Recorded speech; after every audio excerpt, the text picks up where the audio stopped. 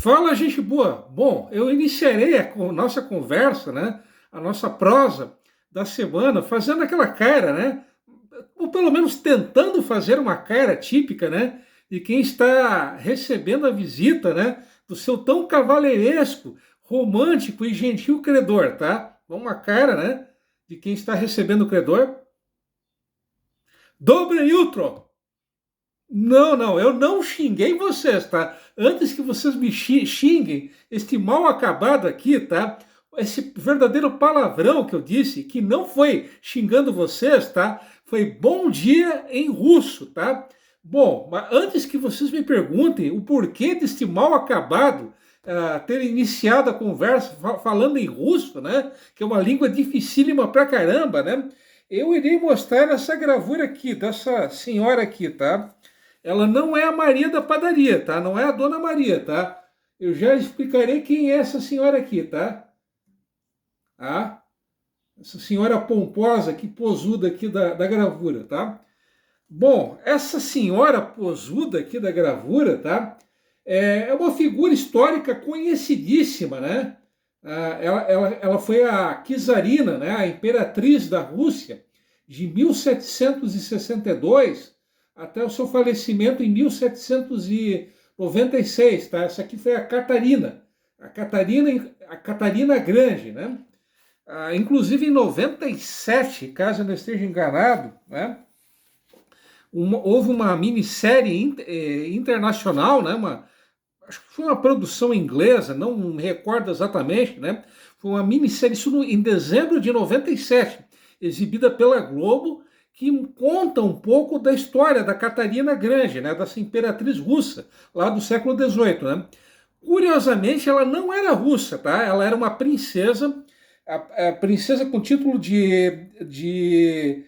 era a princesa de Anhalt Zerbest, tá? Esse era o título de nobreza dela, né? Ela era natural, ela nasceu na cidade de Stettin, né? Essa cidade de Stettin, ela estava localizada lá no século XVIII, quando ela nasceu, né? No então Reino da Saxônia. Reino da Saxônia, que é um daqueles vários países que lá no século XIX vieram se fundir para formar a Alemanha, né? Então ela era, entre aspas, alemã, né? O curioso é que essa cidade de Stettin, né? Hoje ela tem um outro nome, o nome dela Szczecin, Szczecin, né? Não sei se essa é a pronúncia correta, né? Hoje essa cidade, ela está, a antiga Stettin, que tem o nome de Szczecin, sei lá se esse é o nome, se essa é a pronúncia correta. Essa cidade hoje, ela está localizada na Polônia, né? Por incrível que pareça, tá? Então, hoje ela seria uma polaca, né? Mas na época, lá no século XVIII, repetindo, essa região ela pertencia ao então Reino da Saxônia, né? Ela era casada com o então czar russo, né? Que era o Pedro, né? Pedro I, caso ele esteja enganado, e em virtude do falecimento dele, que ele teria sido envenenado, aquela coisa toda, né? Ela acabou assumindo o trono, né? Ela ficou, como eu disse ainda há pouco, ela ficou 34 anos, né? O reinado dela durou 34 anos, né? E ela ficou conhecida por ter modernizado a Rússia, né? E não só pela política de modernização da Rússia, mas também durante esses 34 anos de reinado, o território russo ele acabou sendo expandido, acabou sendo ampliado, né? E uma outra característica bem marcante do reinado dessa senhora aqui, né, da Catarina, gloriosa Catarina, né, a Cacá polaca, né, a Catarina, né, Catarina Grande, é que durante o reinado dela, ela acabou incentivando, né, por iniciativa dela, vieram muitos, entre aspas, alemães, né, muita gente da Saxônia, do então reino da Saxônia, e eram pessoas extremamente cultas, praticamente todos eles eram pessoas que tinham formação universitária, né? Muitos médicos, muitos engenheiros, muitos químicos, né?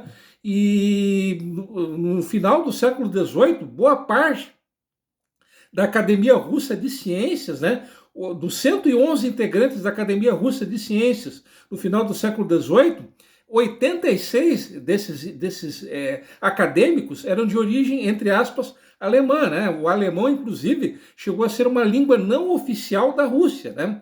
E havia descendentes de alemães, né? De, entre aspas, alemães, na verdade, de saxões, né?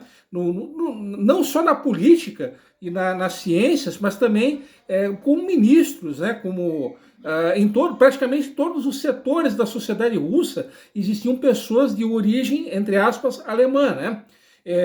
E aonde que eu estou querendo chegar, afinal de contas, aonde que eu estou querendo chegar, contando um pouco da história da Rússia, já que o foco desse canal, como vocês estão mais carecas que o Espiridião a mim de saber, o foco é a história de Joinville. Bom, aí é que está.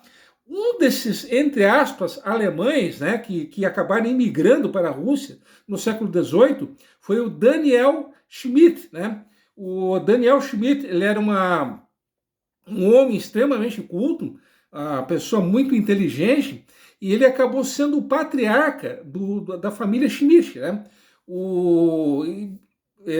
Era uma família bastante próxima aos czares russos, né? Uma família rica, né? E um dos descendentes do Daniel foi o Eugen Johann Schmidt, né? O Eugen, né? Ou Eugênio, em português, né? Ele nasceu no dia 13 de agosto de 1846, numa cidade chamada Gork, né? Ele acabou se formando, também era uma figura bem inteligente, uma figura bem culta, né? Para vocês terem ideia, o nosso amigo Eugênio, ele falava 9 línguas, exatamente. Isso mesmo que vocês acabaram de ouvir. O cara falava 9 línguas, né? E ele se formou em física e agronomia, né? Em química e agronomia, e ele acabou sendo nomeado, né? Acabou sendo escolhido, nomeado, ou melhor dizendo, professor da Universidade de Gork, né? Gork, obviamente, na Rússia, né? E acontece que em 1869, o nosso amigo Eugênio, né? Ele acabou tendo que imigrar, não por questões, por enfrentar dificuldades financeiras, como foi praticamente o caso de todos os imigrantes que acabaram vindo para Joinville. O caso dele foi um caso bem específico, bem especial. Ele acabou saindo da Rússia por questões políticas, né? Ele fazia oposição, uma oposição declarada ao czar russo, né? A Rússia, lá em 1869, ainda era um país feudal, né? Era um país bastante atrasado. E em virtude das suas ideias políticas, né, como eu disse há pouco, ele fazia oposição ao czar, ao imperador russo, ele teve que sair da Rússia, né? Ele acabou imigrando junto com o irmão dele, que era o Emil, que era 3 anos e 3 anos e meio mais jovem, né, do que ele, né? Como eu disse há pouco, o Eugênio nasceu em 1846 e o irmão mais novo dele, no caso, Emil, nasceu em janeiro, 29 de janeiro de 1850, né? Eles acabaram imigrando junto com um amigo deles, né? Um amigo em comum que eles tinham, que era o Otto, já vou dar uma olhada aqui para vocês, tá? Otto Lauer, caso eu não esteja enganado, né? Otto Kraus, tá? Esse era o nome do amigo dos dois, tá? Dos dois irmãos, tá? O Otto Krause, ele tinha 23 anos, também, assim como o Eugênio, ele também nasceu em 1846 e ele era construtor de máquinas, né? Eu tinha dito ainda há pouco que o Eugênio, né, ele foi nomeado professor, né, da Universidade de Gork, né? Essa nomeação ocorreu pouquíssimo tempo, às vésperas da imigração dele para o Brasil, né? Então, assim que ele foi escolhido professor, né, nomeado professor da Universidade de Gork, ele acabou imigrando, né?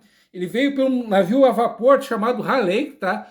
Esse navio Raleigh, ele saiu de Hamburgo no dia 11 de outubro de 1869 e acabou chegando em São Francisco no dia 3 de dezembro, tá? Esse navio ele tinha 172 pessoas, né? E dessas 172 pessoas, a maioria esmagadora delas, 145, né, dessas 172 pessoas, eram da Prússia, né, do então Reino da Prússia, né, eram, entre aspas, alemãs, né. Os únicos que não eram, entre aspas, alemães, né, eram justamente o Eugênio e o irmão mais novo dele, né, o Emil, né. Bom, de todo esse povo todo, tá, um que me chamou a atenção, tá, não por motivos nada nobres, diga-se de passagem, né, por um motivo nada nobre, melhor dizendo, tá, foi o Karl Otto Schneeweiss, tá? Não sei se essa pronúncia do cara, não sei se essa é a pronúncia correta do sobrenome do cara, tá? Mas o nosso amigo Carlos Otto, né? Vou chamar de Carlos, tá? Ele tinha 32 anos, né? Naquela ocasião, em 1869, e ele acabou imigrando junto com a esposa, né? Que era 6 anos mais nova, que era Auguste, tá? Bom, ele era da Prússia, tá? Ele era protestante. Consta, né, na lista de imigrantes que ele era agricultor, mas na verdade ele não era agricultor, ele era celeiro, tá? Ele fabricava celas para cavalos, né? E ele era natural de uma cidade chamada Potsdam, né? Eita nome, tá? Enfim, ele era prussiano, tá? Bom, em 13 de dezembro de 1879, né? Aos 42 anos, né, bem novo, por sinal, ele acabou falecendo. Bom, até aí tudo bem, né? Tudo bem entre aspas, né? O motivo do falecimento dele, tá? Ele acabou dando cabo da própria vida. Ele acabou se enforcando, né? Não se sabe o motivo dele ter tomado uma atitude tão drástica, né? Então, também não se sabe, fora essas informações, né, que eu passei a vocês a respeito dele, não se sabe mais nada a respeito desse imigrante, tá? Do Karl Otto Schneeweiss, tá? Sabe-se lá por que ele acabou tomando essa atitude bem drástica, né? Infelizmente, ele acabou entrando para a história, né? Ele acabou entrando para a história por um motivo, como eu disse ainda há pouco, por um motivo nada nobre, né? Enfim, né? Mas voltando, né, ao que interessa, tá? Eu já estava me esquecendo, né? Já estava cometendo aquele sacrilégio de não mostrar fotos históricas, né? Para vocês, né? Só um instante. Esse cara aqui, tá? Que aparece na frente dessa casa, tá? É justamente o nosso amigo Eugênio, tá? Não se sabe exatamente quando que essa foto foi batida, tá? Essa rua aqui, tá? Hoje a rua Ministro Calógeas, tá? Não, minto, tá? Essa aqui hoje é a rua Visconde de Toné, tá? Na época em que essa foto foi batida, o nome da rua era Deutsche Straße, ou seja, rua alemã, tá? Então, repetindo, essa aqui é a casa, né? A casa em que viveu o nosso amigo Eugênio, tá? E o cara que aparece na foto, tá? Na frente da casa, é o próprio Eugênio, tá? Tem mais uma outra gravura, tá? Não é uma foto, dessa vez é uma gravura, tá? Que é do nosso amigo Eugênio, né? Essa gravura ela é do dia 7 de fevereiro de 1851, tá? Então, um mês antes da fundação de Joinville, acabaram desenhando, fazendo esse desenho aqui que vocês estão vendo, tá? O menino grande, tá? O menino maior que aparece na foto, tá? É o nosso amigo Eugênio, tá? Que na época tinha 4 anos, tá? O garoto, tá? Que aparece no meio da gravura, tá? É o irmão dele, que era o Emil, tá? E a menina, não se sabe nada, tá? Não se sabe quem era a menina, tá? Então, o garoto maior que aparece na foto, esse garoto fofinho e bonitinho que aparece aqui na gravura, tá? Era o nosso amigo Eugênio, tá? Repetindo, essa gravura aqui é de 1851, tá? Bom, mas afinal de contas, o que aconteceu com o nosso amigo Eugênio? O que ele acabou aprontando aqui em Joinville, tá? Bom, o curioso, tá? Ele, como eu disse ainda há pouco, ele se formou em Química e Agronomia, tá? E em Joinville ele acabou se tornando farmacêutico. Inclusive em 1872 ele criou uma farmácia. Essa farmácia ela existiu, tá? Ela estava localizada no que hoje é a Rua 9 de Março, tá? Ele se tornou bem famoso, tá?